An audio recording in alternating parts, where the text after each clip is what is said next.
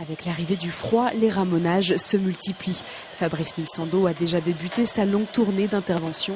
Ce matin, c'est un cas classique, une cheminée où il faut retirer la suie. Mais faut-il encore que les propriétaires utilisent le bon bois? Il faut utiliser du bois qui est assez sec quand même. Un chêne qu'il faut au moins 2 ans et demi, 3 ans minimum de séchage, quoi. Parce qu'on se retrouve avec un fort taux d'hydrométrie autrement, et au lieu de faire de la suie, on fait du goudron. Ce goudron, en fait, c'est ce qui prend feu, quoi. Ce goudron, quand on chauffe, il fond, il bouillonne et il s'enflamme. Pour éviter le pire, ce professionnel utilise une technique plus moderne que les traditionnels ramoneurs. Il a bien un hérisson, mais celui-ci est raccordé. L'engin effectue alors 400 tours minute.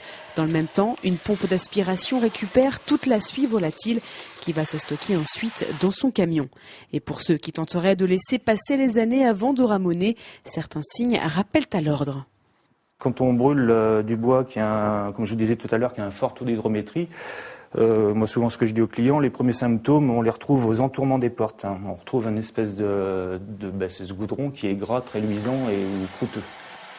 C'est alors le moment de faire appel à un professionnel. Le ramonage est d'ailleurs obligatoire 1 fois par an pour les conduits de gaz, 2 fois pour les conduits de bois, de charbon et de fioul.